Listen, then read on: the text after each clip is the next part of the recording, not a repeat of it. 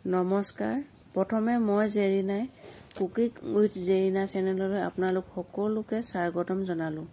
আজি মই বনাবলৈ লৈছোঁ জাতিলাও বিলাহী দি মাছৰ টেঙা জোল। আপোনালোকে সদায় এনেকৈ খায়ে থাকে, তথাপিও আজি আহকচোন চাওঁ মইনো কেনেদৰে বনাব লৈছোঁ। প্ৰথমে মই এটা পিঁয়াজ, দুটা বিলাহী, আধা চামুচ বগা সৰিয়হ, দুটা পকা জলকীয়া, দুপাত মান ধনিয়া, দুফুটামান নহৰু আৰু এডোখৰ আদা লৈ লৈছোঁ। জাতিলাওটো মই এনেকৈ সৰু সৰুকৈ কাটি লৈছোঁ আৰু ইয়াৰ লগতে এটা আলু গুটিও একে চাইজতে কাটি লৈছোঁ।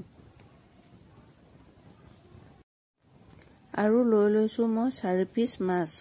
মই মাছকেইপিছত নিমখ হালধি সানি লৈছোঁ।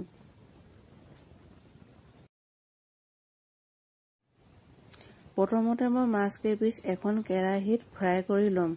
মই এনেকৈ মাছকেইপিচ হাফ ফ্ৰাই কৰি ল'ম। আপোনালোকে যদি ৰঙচুৱাকৈ ভাজি খাই ভাল পায় তেনেহ'লে ৰঙচুৱাকৈ ফ্ৰাই কৰি ল'ব পাৰে। এতিয়া মই মাছকেইপিচ তলৰ ছাইডটো ওপৰলৈ দি দিম। আপোনালোকে মাছকেইপিচ লুটিয়াই দিওঁতে চাব যাতে মাছকেইপিচ ভাঙি নাযায়।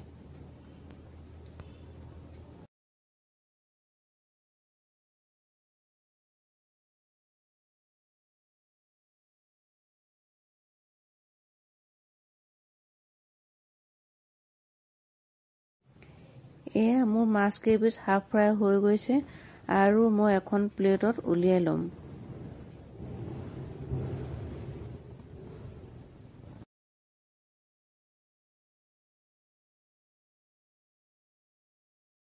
সেই একেখিনি তেলতে মই কাটি ৰখা পিঁয়াজটো দি দিছোঁ।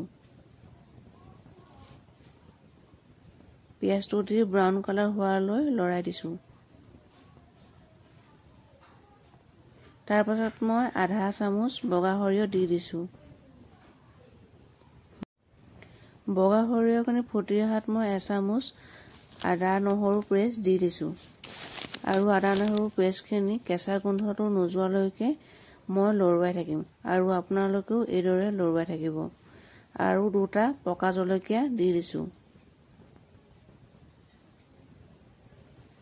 কেঁচা গোন্ধ নোযোৱালৈকে এনেকৈ লৰাই থাকিব আৰু মই কাটি ৰখা জাতিলাও আৰু আলুখিনি এতিয়া দি দিছোঁ।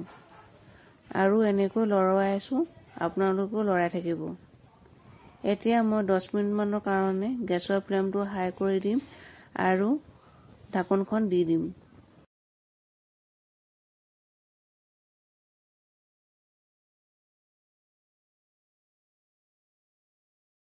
ঢাকোনখন আকৌ দাঙি আকৌ এবাৰ ভালকৈ লৰাই দিছোঁ আৰু জোখ অনুপাতে হালধি দিছোঁ আৰু জোখ অনুপাতে নিমখো দি দিছোঁ।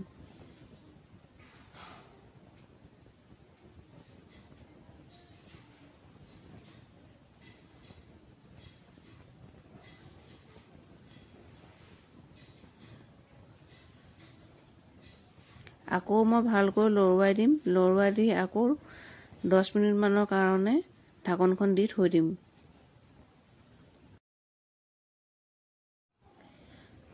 আকৌ এবাৰ গোটেইখিনি ভালকৈ লৰাই দিম। আপোনালোকে ঘন ঘনকৈ লৰাই থাকিব, কিয়নো নহ'লে তলত লাগি যাবও পাৰে।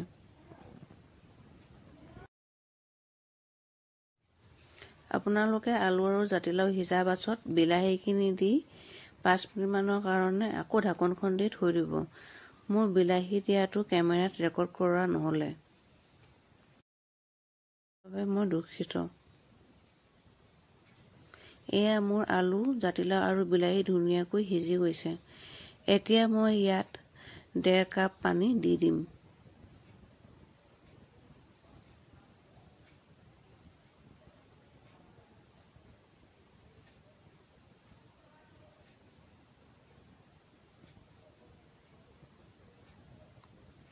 আৰু ধুনীয়াকৈ লৰাই দিম। ধুনীয়াকৈ লৰাই দিয়াৰ পাছত ঢাকোনখন দি উতলা হালত থৈ দিম। এয়া উতল আহিছে ধুনীয়াকৈ আৰু মই ভাজি ৰখা মাছকেইপিচ দি দিম। এয়া মোৰ আঞ্জাখিনি ধুনীয়াকৈ উতলি আহিছে আৰু মই অথনিত ৰাখি থোৱা মান ধনিয়া দুপাত কাটি ধুনীয়াকৈ দি দিছোঁ। আৰু আমাৰ আঞ্জাখিনি হৈ গ'ল। ভিডিঅ'টো শেষলৈকে চোৱাৰ বাবে বহুত বহুত ধন্যবাদ জনালোঁ। মোৰ ভিডিঅ'টো যদি আপোনালোকে ভাল পালে লাইক, কমেণ্ট আৰু ছাবস্ক্ৰাইব কৰি যাবলৈ নাপাহৰিব।